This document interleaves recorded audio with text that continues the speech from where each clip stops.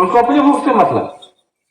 लेकिन वही आदमी है, 4 आदमी भूखा है ना, एक रोटी दीजिएगा, कहेगा चलो यार इसको बांट के थोड़ा थोड़ा सब लोग खाए।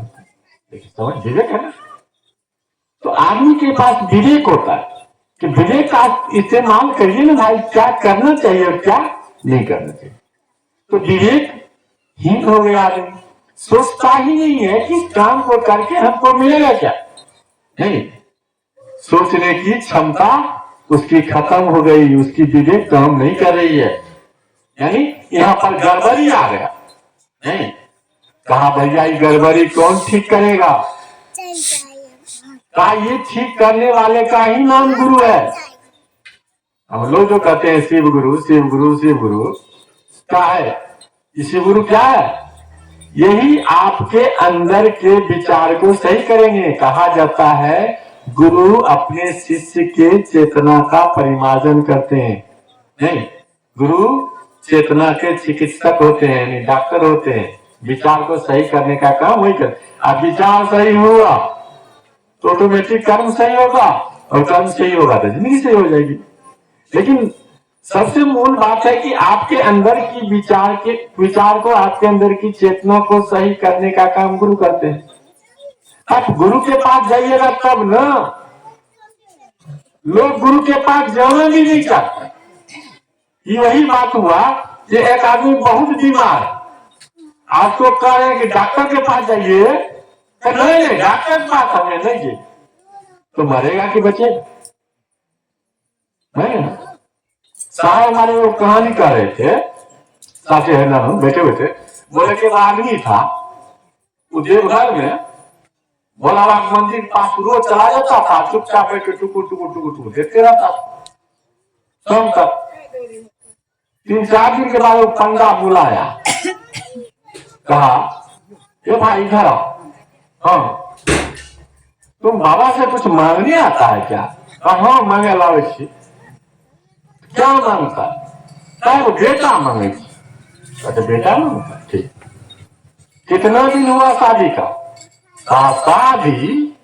शादी तो हमें कहिए हम शादी करब। कहा है ससुरा, ससुरा तो शादी करने नहीं करेगा तो बेटा कैसे आएगा तुम्हारे जीवन में? नहीं, वह आदमी का कि बीमार हो गए लेकिन डॉक्टर चलिए जेब, तो बताओ यार तुम ठीक कैसे होगा? तो तुम्हारा मतलब क्या है? वही हाल आदमी का है। जिंदगी भले खराब भय देता है, लेकिन हम गुरु तो नहीं मानवे, नहीं मान महादेव तो नहीं मानवे है। ऐसे लोग मेरी है क्या मनोली में सही लोग हैं, उनके कान तक आवाज नहीं जाती है, उनको किसी ने कहा नहीं होगा, नहीं कहा तो नहीं कहा। उनको इतना तो जरूर पता है कि महादेव गुरु है। क्या उनका जीवन तकलीफ में नहीं है ना? क्या वो महादेव की पूजा नहीं करते? हाँ, बेटा मंगला बात कब से चल जाएंगे, जब चलाने मृत्युंजय जाप कराएंगे और काम कराएंगे, कराते हैं कि नहीं?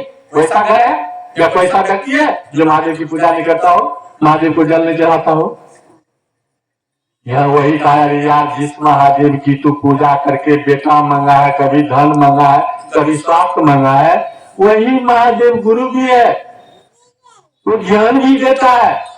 नहीं, लेकिन ज्ञान मांगने के लिए जागरण होगा, उनके पास जाना होगा, संबंध बनाना होगा।